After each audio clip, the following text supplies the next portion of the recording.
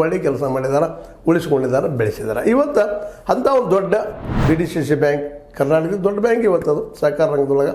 ಬೆಳಗಾವಿಲಂತೂ ಅದನ್ನು ಯಾರು ಹಿಡ್ಕೊಳ್ತಾರೆ ಅವರು ಬೆಳಗಾವಿಯ ರಾಜಕೀಯ ಮೇಲೆ ಹಿಡಿದು ಸಾಧಿಸ್ತಾರೆ ಅನ್ನೋದು ಒಂದು ಸಾಮಾನ್ಯ ನಂಬಿಕೆ. ಈ ಹಿಂದೆ ಉಮೇಶ್ ಕತ್ತಿ ಅವರು ಸಾಕಷ್ಟು ಮಾಡಿದರು. ಹೀರಾ ಶುಗರ್ ಫ್ಯಾಕ್ಟ್ರಿ, ದೊಡ್ಡ ಫ್ಯಾಕ್ಟ್ರಿ ಸಂಕೇಶ್ವರದ್ದು, ಅಲ್ಲಿ ಹಿಡಿದು ಸಾಧಿಸಿದ್ರು.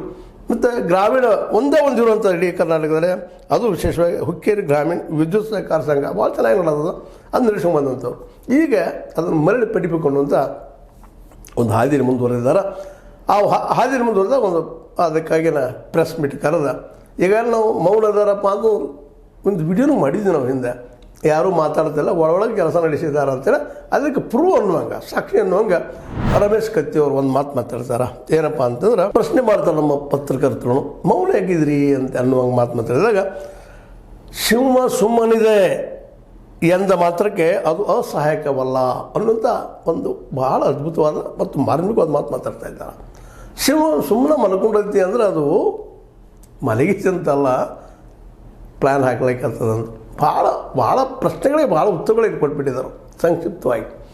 ಅಂದರೆ ಅವರು ಕುಳಿತಿಲ್ಲ, ನಾವು ಮಾಡ್ತಾಯಿದ್ವಿ, ನಾವು ಈ ಸಲ ಬಿಡೋದಿಲ್ಲ BDCC ಮತ್ತು ಇನ್ನುಳಿದ ಯಾವುದೇ ಆದರೂ ಏನಾದರೂ ನಮ್ಮವ್ರು ನಮಗೆ ಮೋಸ ಮಾಡಿದರು ಅನ್ನೋಂಥ ಒಂದು ಮತ್ತೊಂದು ಮಾತನ್ನು ಮಾತಾಡ್ತಾರೆ. ಅವರು ನಮ್ಮವ್ರು ನಮಗೆ ಮೋಸ ಮಾಡಿದರು ಅಂತಂದ್ರೆ ಇವರು ಆಡಳಿತ ಬೇಸರ ಆಗಿರ್ಬೋದು, ಇವರಿಂದ ಏನೋ ಅವ್ರ ಅನ್ಯಾಯಕ್ಕೆ ಒಳಗಾಗಿರ್ಬೋದು, ಬೇಡ ಇವರಿಂದ ನ್ಯಾಯ ಆಗಿರ್ಬೋದು, ಇವತ್ತು ಸಹಜ ಮಾತಾಡೋದು ಸಹಜದ. ಬಟ್ ತಮ್ಮವ್ರು ಯಾರು ನಂಬಿದ್ರು ಅವ್ರು ನಮಗೆ ಮೋಸ ಮಾಡಿದರು ಅನ್ನೋಂಥ ಮಾತಾಡ್ತಾ ರಾವಣಗೆ ತಮ್ಮನ್ನು ತಾವು ಹೋಲಿಸ್ಕೊಂಡ.